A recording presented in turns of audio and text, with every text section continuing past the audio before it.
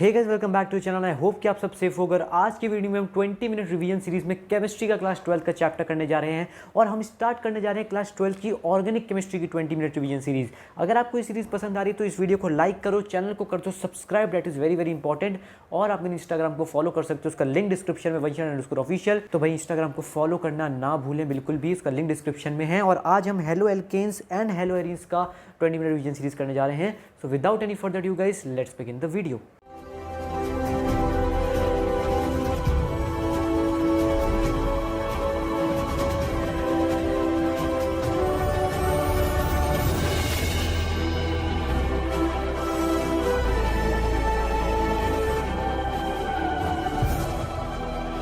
सबसे पहले हम क्लासिफिकेशन के बारे में बात करने जा रहे हैं। भाई hello alkenes and hello arenes की क्लासिफिकेशन की बात करते हैं। हेलो एल्केन्स की बात करते हैं on the basis of number of halogen atoms. हमने एल्केन्स पढ़ा हुआ है। एल्केन्स का क्या जनरल फॉर्मूला होता है? CnH2n+2। दैट इज अगर C2H6 से एक एग्जाम्पल लूँ, that is myth ethane. Ethane हो गया मेरा यहाँ पे एल्केन C2H6। इसमें से एक हाइड्रोजन निकाल दो और हेलोजन ऐड अप कर दो, तो ये आपका हेलो एल्केन बन गया mono halo alkane. Mono halo alkane क्यों? यहाँ पे सिर्फ एक हेलोजन को लगाया गया है हाइड्रोजन के एक रिमूवल से। तो देखो यहाँ पे C2H6 होना चाहिए था, एक हाइड्रोजन यहाँ से रिमूव किया, मतलब C2H5 हुआ, उसकी जगह पे एक हेलोजन लगा दिया, that is mono halo alkane.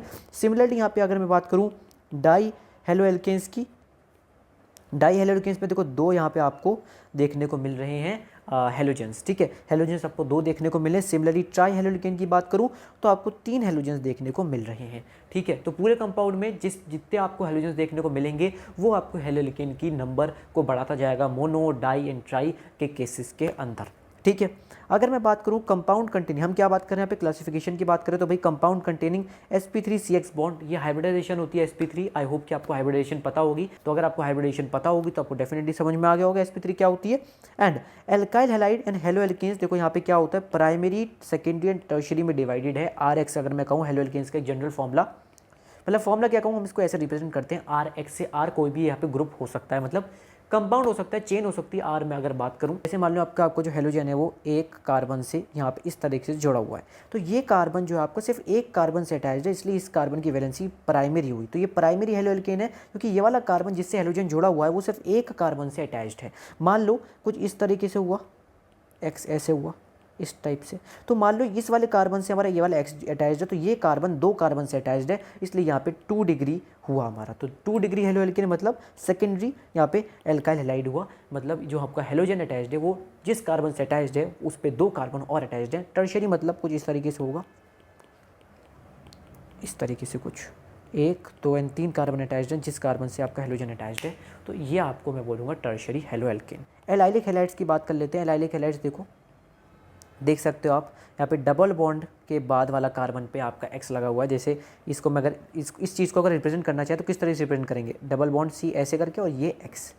तो देखो डबल बॉन्ड वाले कार्बन ये दो हैं, इसके जो साइड वाला कार्बन है जस्ट उस पर हमारा हेलोजन लगा हुआ है, तो यहाँ पे एलाइलिक इन्होंने बोला है।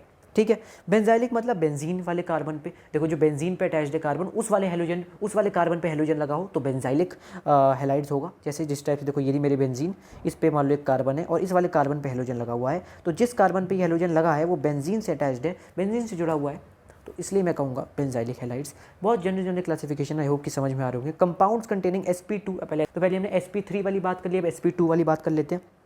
विनाइलिक हैलाइड्स, विनाइलिक हैलाइड्स देखो वही एराइल हैलाइड्स मतलब बेंजीन, जैसे यहाँ पे एग्जांपल दे रखा है, बेंजीन से डायरेक्टली अटैच्ड है आपका हेलोजन।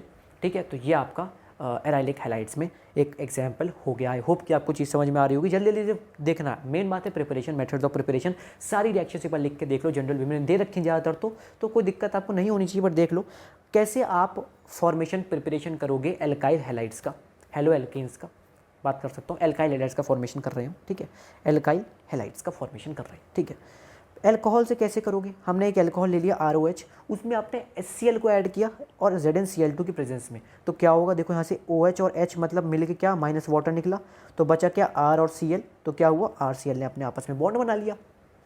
देखो इनके मैकेनिज्म में घुसोगे तो वो एक अलग क्राइटेरिया, मैकेनिज्म पढ़ना है तो आप बड़ी लंबी वीडियोस, बड़ी बुक्स प्रेफर कर सकते हो, इसमें मैकेनिज्म अच्छे से दे रखा है, समझना है, वेरी वेरी इंपॉर्टेंट मैकेनिज्म, पता रहना चाहिए कैसे कैसे क्या चीज़ें हो रही हैं। थ्योरी में वाइवा में कभी कभार पूछ लेते हैं, बट अगर क्वेश्चन निकालने हैं तो रिएक्शन पता होनी चाहिए, अपने आसान शब्दों में किन निमोनिक्स के थ्रू या किन ट्रिक्स के थ्रू मैं उस रिएक्शन को याद कर सकता हूँ वो पता होना चाहिए। तो भाई अल्कोहल में कहाँ है हमारा अल्कोहल, ये रहा अल्कोहल में HCl ऐड करो ZnCl2 की प्रेजेंस में, तो यहाँ पे OHS निकलेगा तो R और Cl ऐड अप होके हमारा एल्काइल हैलाइड बना दिया, क्लोराइड यहाँ पे हो गया, देखो वाटर निकल गया यहाँ पे, ठीक है। सिमिलरली अगर उसमें NaBr और H2SO4 यूज़ करोगे, NaBr और H2SO4 मतलब ऐड अप करोगे तो क्या होगा, तो यहाँ पे क्या होगा RBr हो जाएगा, निकलेगा क्या, देखो वाटर तो निकलना है ना, देखो H2O यहाँ पे देखो एक H2O है, यहाँ पे OH है तो यहाँ से H2O निकला, NaBr और SO4 का यहाँ पे NaHSO4 करके निकल गया और Br तो हमारा जुड़ ही गया ना R के साथ। तो ये आपको इस तरीके से ट्रिक्स याद करनी है। देखो ये वाला तो बहुत आसान था। सिमिलरली इस वाले में आपको थोड़ा दिमाग लगा कर करना पड़ेगा भाई, समझ गए। अब ये देखो वेरी वेरी इंपॉर्टेंट, इसमें क्या है PCl3 है ना, ये इस टाइप के PCl3 PBr3 फॉस्फोक्लोराइड फॉस्फोब्रोमाइड, इनकी प्रेजेंस में भी बहुत वेरी वेरी इंपॉर्टेंट रिएक्शन होती है। PCl3 PBr3 को ऐड अप कर रहे हो आप अपने अल्कोहल के साथ, ये अल्कोहल है ठीक है, अल्कोहल है, इसको OH कर दो यार, ठीक है। अब ROH के प्रेजेंस में PX3 के प्रेजेंस में आप इसको ऐड अप कर रहे हो तो क्या होगा RX बनेगा, सीधे सीधे है ना, क्या होगा देखो OH है, सीधा OH हटेगा और सीधा यहाँ पे आपका जो हेलोजन है वो आके लग जाएगा आपका R से, कोई भी ग्रुप R है ना उससे आके लग जाएगा, ठीक है। निकलेगा क्या PX3 के केस में, अगर आप PX3 जैसे और X क्या हो सकता है Cl या Br, इनमें से कोई होगा है ना, तो इसके केस में जो एक साथ में रिएक्टर निकलता है वो निकलता है H3PO3, जबकि अगर मैं बात करूँ PCl5 के केस में, यहाँ पे पहले वो Cl3 वाला था है ना, यहाँ PCl5 के केस में अगर आप एडअप कर रहे हो तो यहाँ पे POCl3 HCl निकलता है। तो ये रिएक्शन साइड वाले सब्स्टिट्यूएंट रिएक्टेंट्स आप याद कर सकते हो, मतलब प्रोडक्ट्स याद कर सकते हो, तो वो आप कर सकते हो। तो PCl3 PBr3 PCl5 ये पता होने चाहिए भाई कौन कौन सी क्या बनना है।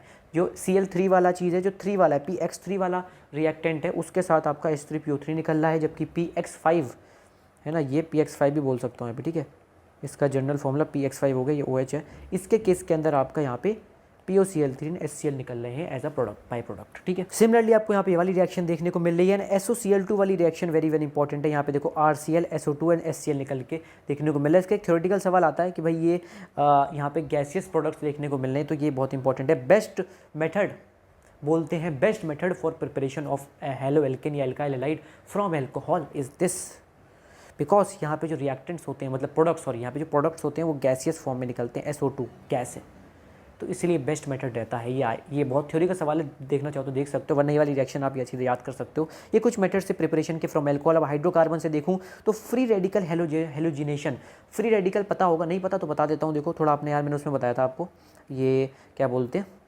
कौन सा चैप्टर था 11th का, GOC हाइड्रोकार्बन दोनों डाल चुका हूँ, उसको एक बार पढ़ लो। जनरल ऑर्गेनिक केमिस्ट्री जब भी समझ में आनी, जब तक जनरल पता नहीं होगी तो आगे कैसे बढ़ोगे, ठीक है। तो देखो मान लो यहाँ पे अगर होमोलिटिक क्लीवेज होता है तो जो बॉन्ड टूटता है वो यहाँ पे फ्री रेडिकल के उसमें टूट जाता है। अगर हेट्रोलिटिक हो रहा होता है तो कार्बोकैटाइन एंड कार्बो एनाइन का फॉर्मेशन हो रहा होता है, किसी एक तरफ जाता है बॉन्ड, जिस तरफ इलेक्ट्रॉन जाता है वहाँ पे नेगेटिव आ जाता है और दूसरी तरफ पॉजिटिव आ जाता है, ठीक है। हेट्रोलिटिक में एक तरफ पॉजिटिव एंड कैटाइन्स एंड एनाइंस का फॉर्मेशन होता है। फिर फ्री रेडिकल में क्या होता है 1 2 3 एंड 4, यहाँ पे मेथिक प्रोप ब्यूटेन की एक चेन है, Cl2 और UV लाइट याद रखना, क्लोरीन Cl2 को डायरेक्टली ऐड हो रहा है UV लाइट की प्रेजेंस के अंदर, डायरेक्टली Cl आके लग जाएगा। अब देखो दो जगह है Cl के लगने की, या तो आप वो सेकेंडरी कार्बन पे लग रहा है या फिर प्राइमरी कार्बन पे लग रहा है, इसके अलावा तो और कोई कार्बन है। देखो ये वाला कार्बन देखो 2 कार्बन से जुड़ा हुआ है तो ये सेकेंडरी हुआ, ये वाला कार्बन सिर्फ एक कार्बन से जुड़ा हो तो ये प्राइमरी हो। तो दोनों आपके चांसेस हैं कि प्राइमरी भी जुड़ सकता है और सेकेंडरी भी जुड़ सकता है, तो दोनों लिख के आ सकते हो। मेजर माइनर आपको देखना है। स्टेबिलिटी फैक्टर भी मैंने आपको बताया था उस चैप्टर में, या जनरल वाले देख के आओ प्लीज़ है ना, जब भी फ्री रेडिकल समझ में आएगा। तो देखो यहाँ पे प्राइमरी कार्बन पे भी जुड़ रहा है और सेकेंडरी कार्बन पे भी जुड़ रहा है। इलेक्ट्रोफिलिक सब्स्टिट्यूशन देखो, बेंजीन पे CH3 लगा हुआ है, क्या है भाई बेंजीन पे भाई CH3 लगा हुआ है, इसका नाम कमेंट करके बताओ, बेंजीन पे CH3 को क्या बोलते हैं, हर चीज़ मैं बताऊँ, बताओ कमेंट अभी करो, कमेंट करो। X2 कोई भी यहाँ पे आपका हेलोजन है ना, उस Fe और डार्क मतलब डार्क में हो रही रिएक्शन, और Fe आयरन के प्रेजेंस में अगर हो रही होती है तो यहाँ पे आपको देख सकते हो हेलोजन डायरेक्टली बेंजीन रिंग पे आके लग रहा है। कौन सी पोजीशन है, ऑर्थो पोजीशन पे लग रहा है या फिर पैरा पोजीशन पे लग रहा है, ऑर्थो या फिर पैरा पोजीशन पे लग रहा है जाके हमारा हेलोजन, क्योंकि ये ऑर्थो या पैरा डायरेक्टिंग ग्रुप होगा। ये ग्रुप पे डिफरेंस हो रहा है, ये ग्रुप पे डिपेंड करता है कि ऑर्थो डायरेक्टिंग ग्रुप है, पैरा डायरेक्टिंग ग्रुप है, मेटा डायरेक्टिंग ग्रुप है, वो आपके उस पर डिपेंड कर रहा है। X2 एंड Fe डार्क के प्रेजेंस में डायरेक्टली जो आपका हेलोजन है वो बेंजीन रिंग पे आके लग रहा है ना। इस वाले केस के अंदर बेंजीन पे जिसमें CH3 लगा हुआ है, नाम बताओ इसका यार प्लीज़, जल्दी जल्दी फटाफट भागो। जो फ्लोरो कंपाउंड्स है वो इससे नहीं प्रिपेयर होते क्योंकि उसका हाई रिएक्टिविटी होती है फ्लोरीन की, इसलिए वो यहाँ पे प्रिपेयर नहीं हो पाते। Sandmeyer reaction, name reactions are very very important, ये रट लो, आएगा ही आएगा।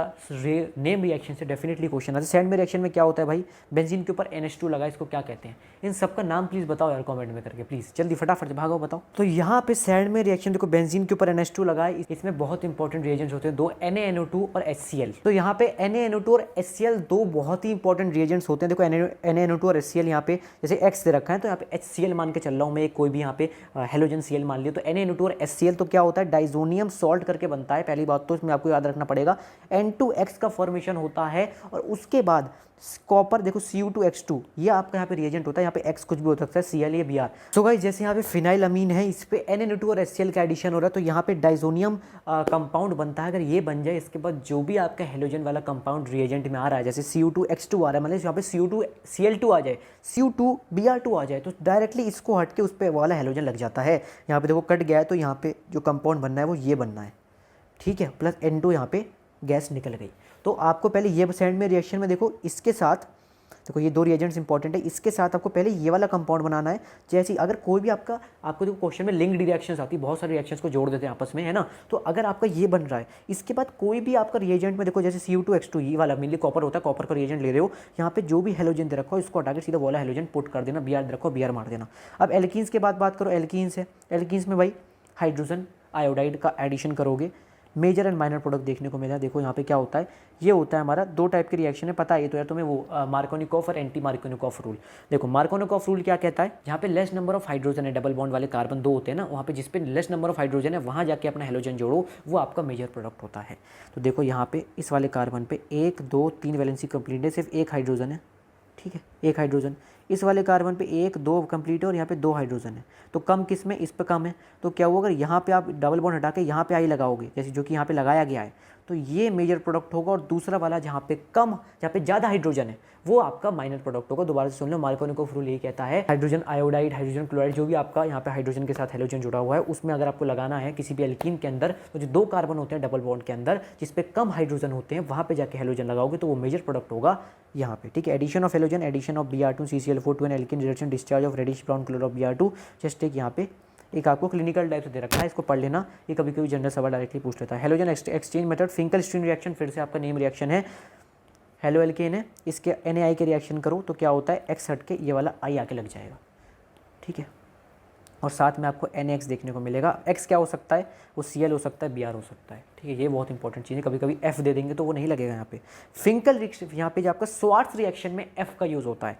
स्वार्ट्ज रिएक्शन में देखो CH3Br है, AgF लगाओगे तो Br हट जाएगा, यहाँ पे CH3F आके लग जाएगा। तो जहाँ पे F के साथ रिएक्शन हो रही है, याद रखना स्वार्ट्ज रिएक्शन। जहाँ फिंकल स्टीन में यहाँ पे NaI के साथ रिएक्शन हो रही है, आयोडाइड आके लग रहा है, ठीक है। काफ़ी लोग पता है क्या करते हैं, फिंकल स्टीन F आ रहा है तो यहाँ पे F के साथ यही वाला रिएक्शन होगा, नहीं, फिंकल स्टीन में उल्टा होता है, फिंकल स्टीन में आयोडाइड NaI, जबकि स्वार्ट्ज रिएक्शन में F फ्लोराइड के साथ रिएक्शन हो रहा है।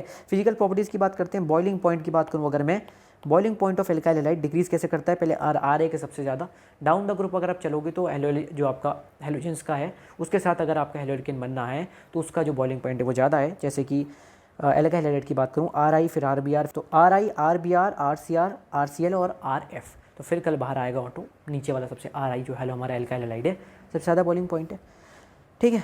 ये बात हो गई। और boiling point of isomeric haloalkane decrease with increase in branching, याद रखना ब्रांचिंग जितनी बढ़ती जाएगी बॉइलिंग पॉइंट उतना कम होता जाएगा। तो बॉइलिंग पॉइंट जो है वो इन्वर्सली प्रोपोर्शनल टू ब्रांचिंग है, ठीक है। ये भी याद रखना, ये बहुत एक्स्ट्रा पॉइंट बता रहा हूँ। केमिकल प्रॉपर्टीज़ की बात करूँ तो भाई रिएक्शन ऑफ हेलोएल्केन की बात करूँ तो न्यूक्लियोफिलिक सब्स्टिट्यूशन रिएक्शन में क्या होता है भाई, एक न्यूक्लियोफाइल होता है, नेगेटिव चार्ज होता है जनरल न्यूक्लियोफाइल में, इलेक्ट्रोफाइल में पॉजिटिव चार्ज होता है। काफ़ी लोग उल्टा कर लेते हैं, इलेक्ट्रोफाइल इलेक्ट्रॉन तो मतलब पॉजिटिव नहीं नेगेटिव नहीं, गलत बोल लो, इलेक्ट्रॉन नेगेटिव है पर इलेक्ट्रोफाइल पॉजिटिव होता है, ठीक है। तो यहाँ पे कि डायरेक्ट न्यूक्लियोफाइल आके लग जाता है। अगर आप हेलोएल्केन किसी भी आप एल्काइल हैलाइड से एडिशन कराते हो न्यूक्लियोफाइल का, तो वहाँ न्यूक्लियोफाइल सब्स्टिट्यूशन न्यूक्लियोफाइल सब्स्टिट्यूशन है तो सब्स्टिट्यूट हो जाता है। This reaction has been found to process 2 different mechanism, SN1 and SN2, दो अब न्यूक्लियोफिलिक सब्स्टिट्यूशन है तो सब्स्टिट्यूशन में 2 मैकेनिज्म देखने को मिलेंगे, SN1 एंड SN2। पहले SN2 की बात करते हैं। बाईमोलिकुलर होता है। यहाँ पे जो रेट डिपेंड करता है SN2 का, वो डिपेंड करता है upon the concentration of both the reactants. दोनों रिएक्टेंट्स के यहाँ पे दोनों रिएक्टेंट्स के बात करूँ कंसंट्रेशन पे डिपेंड करता है आपका रेट ऑफ रिएक्शन कैसा है। ट्रांजिशन स्टेट, इसमें एक बीच में एक ट्रांजिशन स्टेट आती है, देखो ये हमारी ट्रांजिशन स्टेट आ रही है इसके SN2 के अंदर। और reaction is generally carried out in acetone and polar aprotic solvent. Generally acetone में होता है, पोलर एप्रोटिक सॉल्वेंट में होता है। अब मैं बात करूँ SN1 जो कि सबसे इंपॉर्टेंट है, इसका रिएक्शन 2 स्टेप में होती है भाई, एक स्लो स्टेप होता है, एक फास्ट स्टेप होता है। इन दोनों को आप समझोगे, मैकेनिज्म पे मैं नहीं बात कर रहा हूँ। Greater the stability of carbocation greater is the rate of reaction. तो आपका जो SN1 का रेट है वो आपका कार्बोकेटाइन की स्टेबिलिटी पे डिपेंड करता है। कार्बोकेटाइन की स्टेबिलिटी आपको पता है सबसे ज़्यादा क्या होता है, 3 डिग्री, फिर होता है 2 डिग्री, फिर होता है 1 डिग्री। आई होप कि आपको पता होगी। बताओ, अगर मैं SN1 SN2 दोनों की स्टेबिलिटी बात करूँ, जस्ट उल्टी होती है। SN1 में आपका फॉर SN1 रिएक्शन सबसे ज़्यादा टर्शरी हैलाइड ज़्यादा स्टेबल होगा, फिर सेकेंडरी, फिर प्राइमरी, फिर नॉर्मल जो आपको डायरेक्टली एक कार्बन से अटैच्ड है। जबकि SN2 के अंदर जस्ट उल्टा होता है, उल्टा हो जाता है, बस याद रखना है आपको। एक याद करो फिर दूसरा अपने आप उल्टा हो गया, मतलब वहाँ पे प्राइमरी हैलाइड सबसे ज़्यादा स्टेबल ये हो गया, फिर प्राइमरी हो गया, फिर सेकेंडरी हो गया, इस टाइप से हो गया। आई होप कि आपको चीज़ समझ में आ रही होगी। For a given alkyl group reactivity of halide follows the same order. Same reactivity भी आपको मैंने पिछले बताया, जैसे बॉइलिंग पॉइंट वाला था, रिएक्टिविटी भी सेम आपकी RI RBr, फिर आपका RCl, फिर RF वाला चक्कर हो गया। स्टीरियोकेमिकल एस्पेक्ट्स की बात करूँ, so important concept, optical activity, just ये अब तो थ्योरी वाला पार्ट आ गया। The compound which rotate plane, यहाँ पे देखो प्लेन पोलराइज लाइट होती है ना। अगर वो कंपाउंड प्लेन पोलराइज लाइट को क्लॉकवाइज रोटेट कर रहा है तो क्या होगा, वो डेक्स्ट्रो रोटेटरी कहा जाएगा। और अगर वो एंटी क्लॉकवाइज रोटेट कर रहा होगा तो लीवो रोटेटरी कहा जाएगा। ठीक है, ये आपको dextrorotatory and laevorotatory just एक टर्म है जो कि आपको याद करना है। प्लेन पोलराइज लाइट को anticlockwise and clockwise rotation पे डिपेंड कर रहा है। मॉलिकुलर की बात करूँ, इनएंशियोमर्स में कह सकता हूँ, कायरलिटी, ये सब आपने जनरल में भी पढ़ा है तो आप जल्दी समझ लोगे ना। Spatial arrangement of 4 different groups around the central carbon is tetrahedral, then the carbon is called asymmetrical carbon या फिर काइरल कार्बन। मान लो एक कार्बन है जिससे सारे अलग अलग ग्रुप अटैच्ड हैं, CH3 NH2, इस टाइप से कुछ दे रखा है, ये दे रखा है, तो सारे अलग अलग ग्रुप अटैच्ड हैं। तो अगर किसी भी कार्बन से चारों अलग अलग ग्रुप अटैच्ड, मान लो यहाँ पे A ग्रुप है, B ग्रुप है, C ग्रुप है, D ग्रुप है, चारों डिफरेंट हैं, टेट्राहेड्रल बना रहा है, केमिकल बॉन्डिंग में पड़ा था, तो वो एक एसिमेट्रिक कार्बन है, काइरल कार्बन है। The compound which are non superimposable on their mirror images, मान लो मिरर इमेजेस होती है ना कुछ कंपाउंड्स की सेम, जैसे इधर से हैं तो उल्टा जस्ट कर दो, मतलब कंपाउंड जैसे मान लो C A एंड B है, मिरर क्या होगी, B इधर आ जाएगा, A इधर आ जाएगा, C ऐसा रहेगा। तो अगर ये जो मिरर इमेजेस हैं वो सुपर इम्पोजेबल नहीं हैं तो फिर इनको मैं इनएंशियोमर्स का नाम दूंगा। The stereomers have no mirror image relationship are called diastereomers, है ना। जो स्टीरियो आइसोमर जिसमें नो मिरर इमेज वाला रिलेशनशिप होता है उनको मैं डाइस्टीरियोमर्स कहता हूँ। तो कुछ जनरली टर्म्स है, diastereomers, stereo isomers, enantiomers, chiral carbon, asymmetric carbon, normal सी बात। अगर कोई मिक्सचर है जिसमें 2 इनएंशियोमर्स हैं इक्वल प्रोपोर्शन में, 2 इनएंशियोमर्स हैं इक्वल प्रोपोर्शन में, तो वहाँ पे 0 ऑप्टिकल रोटेशन होगा क्योंकि वो आपस में कट हो जाएगा। उस टाइप के मिक्सचर को रेसमिक मिक्सचर कहता हूँ। आई होप कि समझ में आएगा। रिटेंशन इन्वर्जन की बात कर लेते हैं। अगर किसी भी रिएक्शन में स्टीरियो सेंटर्स में जो बॉन्ड है उसका ब्रेकेज नहीं हो रहा है, no bond to the stereocentre is broken, तो उस टाइप की रिएक्शन को मैं, उस टाइप की रिएक्शन किस टाइप से प्रोसीड कर रही होगी, वो रिटेंशन ऑफ कॉन्फिगरेशन से प्रोसीड कर रही होगी। देखो यहाँ पे देखो OH था, यहाँ पे HCl के साथ ट्रीट करें, वाटर हट जाएगा, Cl चुपचाप से आके लग गया और कोई भी चेंज नहीं आया कुछ में, कोई भी स्टीरियो सेंटर से कोई भी बॉन्ड ब्रेक नहीं हुआ, तो रिटेंशन मैटर में हो गया। इन्वर्जन की बात करूँ रेसमी, देखो इन्वर्जन, रिटेंशन, रेसिमाइजेशन की बात करता हूँ। देखो यहाँ पे देखो इन्वर्जन रिटेंशन में क्या डिफरेंस है, देखो यहाँ H लगा हुआ है, ये Y लगा हुआ है, यहाँ Y, ये H, देख रहे हो चेंज हो गया। जस्ट इन्वर्जन और रिटेंशन में देखो डिफरेंस, देखो यहाँ H पहले यहाँ लगा था, Y इधर लगा था, यहाँ Y इधर आ गया, H इधर आ गया, उल्टा हो गया, जस्ट रिप्लेस हो गया। रिप्लेस में कह सकता हूँ मिरर इमेज बन गया एक टाइप से। और रेसिमाइजेशन में क्या हुआ, A और B 50-50% बनने हैं, या तो इसका ये बने, 2 चीज़ें हो सकती हैं, रिटेंशन हो सकता है या फिर इन्वर्जन हो सकता है, या फिर दोनों 50-50% बने, दैट इज रेसिमाइजेशन। तो ये जस्ट आपको समझाने वाली बात थी। 2 चीज़ हो सकती हैं, इन्वर्जन, रिटेंशन, जो टर्म्स हैं उनके स्ट्रक्चर वाइज आप देख सकते हो दोनों में डिफरेंस, और दोनों अगर 50-50% बनी तो रेसिमाइजेशन टर्म नाम दोगे। आगे बढ़ते एलिमिनेशन रिएक्शंस देख लेते हैं। यहाँ पे मिथ इथ प्रोब्यूट पेंट, मिथ इथ प्रोब्यूट पेंट, पेंट 2 मतलब 2 ब्रोमोपेंटीन है, 1 2 है ना, तो 2 ब्रोमोपेंटीन है। तो मान लो यहाँ पे अगर एलिमिनेशन हमने Br को हटाना चाहो तो डबल बॉन्ड 2 जगह लग सकता है, एक डबल बॉन्ड इधर लग सकता है, एक डबल बॉन्ड इधर लग सकता है ना, समझे ना, ऐसे इस टाइप से है कुछ ये, 1 2 3 4 5, इसको अगर हटाया तो डबल बॉन्ड इधर लगेगा, तो डबल बॉन्ड इधर लगेगा। तो दो चीज़ें हो सकती हैं, एक तो इधर बीच में लग गया या तो साइड में लग गया। तो मेजर क्या होगा, मेजर ये होगा, माइनर ये होगा, क्योंकि यहाँ पे देखो साइड में इसके जो कार्बन है, इस डबल बॉन्ड के जो साइड वाले कार्बन है उसमें हाइड्रोजन ज़्यादा है इस कंपेयर, जबकि इस वाले की बात करूँ, यहाँ पे देखो जो मेरा 2 कार्बन है, इसके पास जो वाला कार्बन है ये वाला, इस पास कितने हाइड्रोजन, मान लो मात्र 2 हाइड्रोजन है, मतलब 2 हाइड्रोजन है। जबकि अगर इधर वाले डबल बॉन्ड की बात करूँ तो यहाँ पे 2 कार्बन अटैच्ड है, दोनों कार्बनों से जो डबल बॉन्ड में इन्वॉल्व है, और यहाँ 2 हाइड्रोजन है, तो मतलब 4 हाइड्रोजन है। तो जहाँ जितने ज़्यादा हाइड्रोजन होंगे डबल बॉन्ड के साइड में, जस्ट एक टर्म है जिससे तुम याद रह सके, हॉफमैन प्रोडक्ट कहते हैं इसको, है ना, हॉफमैन प्रोडक्ट भी मैं इसको कह सकता हूँ। तो वो ज़्यादा मेजर प्रोडक्ट है, देखो ये माइनर प्रोडक्ट बन रहा है तुम्हारा। सिमिलरली तुम्हारा सेटजे प्रोडक्ट भी होता है जो कि जस्ट उल्टा होता है, इसको तुम कंफ्यूज मत करना, हो तो हॉफमैन पढ़ लो तो सेटजे पढ़ लो, डिफरेंट तुम्हारी, वो तुम्हारी मर्जी है। तुम्हारा कोई भी अल्काइल हैलाइड है उसको मेटल के साथ रिएक्ट करो, मैग्नीशियम ड्राईथर के साथ, तो क्या होगा, MgBr का फॉर, देखो मैग्नीशियम Br के साथ MgBr कंपाउंड बनाया, इसको बोलता हूँ ग्रिग्नार्ड रिएजेंट। ग्रिग्नार्ड रिएजेंट पे बहुत सवाल आएगा। कोई भी अल्काइल हैलाइड है, मान लो Br यहाँ पे Mg और ड्राईथर के केस में MgBr का फॉर्मेशन हुआ, और मान लो यहाँ पे RMgX बन गया, है ना, RMgX, कोई भी यहाँ पे ग्रिग्नार्ड रिएजेंट X कुछ भी ले सकते हो तुम, है ना। अब X के केस में यहाँ पे RMgX में कोई भी तुम मैंने वाटर ऐड किया, तो वाटर से क्या निकल सकता है, वाटर से तुम्हारा हाइड्रोजन निकल सकता है, डायरेक्टली इसको हट के RH बन गया, हाइड्रोकार्बन का फॉर्मेशन हो गया। तो ग्रिग्नार्ड से बहुत खेल सकते हैं। एक बार रिएक्शन से एक बार NCERT की बैक एक्सरसाइज जरूर कर लो, है ना। ऑर्गेनिक केमिस्ट्री एक ऐसी चीज़ है, NCERT की back exercise in text question सारे तुम्हें लगाने हैं, जब भी तुम्हें समझ में आएगा। अभी सॉल्यूशन लेके बैठ जाओ, तुम्हें और अच्छी सी समझ में चीज़ आ जाएगी। Nucleophilic substitution reaction, aryl halides are extremely less reacted towards nucleophilic. जो एराइल हैलाइड्स होते हैं, एराइल हैलाइड्स ऑलरेडी तुम्हें बता चुका हूँ, वो न्यूक्लियोफिलिक सब्स्टिट्यूशन रिएक्शन में सबसे ज़्यादा लेस रिएक्टिव होते हैं। पहला तो उसका रीजन है रेजोनेंस इफेक्ट। पहला तो रेजोनेंस इफेक्ट, रेजोनेंस ये तो जनरल में तुम्हें पढ़ा यार, रेजोनेंस इफेक्ट। देखो लोन पेयर जो होता है वो कॉन्जुगेशन में इन्वॉल्व हो जाता है। जैसे मान लो यहाँ पे एग्जाम्पल ले लूँ मैं क्लोरीन का, है ना, जैसे मान लो क्लोरीन के जो लोन पेयर्स हैं वो बेंजीन के साथ यहाँ पे कॉन्जुगेशन के अंदर आ गए लोन पेयर, और वहाँ पे डबल बॉन्ड कैरेक्टर शो करने लगा CCl बॉन्ड के बीच में। तो यहाँ पे क्या हुआ, बॉन्ड क्लीवेज जो हो गई हेलोजन में वो डिफिकल्ट हो गई। तो बॉन्ड जो यहाँ पे क्लीवेज अगर डिफिकल्ट हो गई तो वहाँ पे नहीं न्यूक्लियोफिलिक सब्स्टिट्यूशन रिएक्शन हो पाएगी। हाइब्रिडाइजेशन का डिफरेंस हो जाता है, या फिर इनस्टेबिलिटी ऑफ फिनाइल कैटाइन। मान लो यहाँ पे कोई यहाँ पे कैटाइन जो है ये सबसे ज़्यादा अनस्टेबल है, याद रखना, है ना। ये देखो इस पे जो वाला कार्बन है ये बहुत अनस्टेबल है, अगर यहाँ से बॉन्ड हटा दिया तो ये जो फिनाइल कैटाइन है ये बहुत अनस्टेबल है। Repulsion between haloarene and approaching nucleophile, है ना, न्यूक्लियोफाइल नेगेटिव है, उनके बीच में रिपल्शन देखने को मिल रहा है। रिप्लेसमेंट ऑफ हाइड्रोक्सिल ग्रुप सबसे लास्ट चैप्टर में ये भी यही पढ़ाया जाता है, बहुत आसान चीज़ें होती हैं। देखो ये देखो यहाँ पे बेंजीन के ऊपर डायरेक्टली क्लोराइड अटैच्ड है, ये तुम्हें रिएजेंट डायरेक्टली याद करने हैं। NaOH 623 केल्विन 300 ATM, डायरेक्ट सवाल है, NCERT के पीछे भी दे रखा है, तो सीधा OH Cl हटा OH लग गया, फिनॉल, ठीक है, समझ रहे हो। देखो presence of an electron with drawing group on ortho and para position increase reactivity of हेलोएरिन।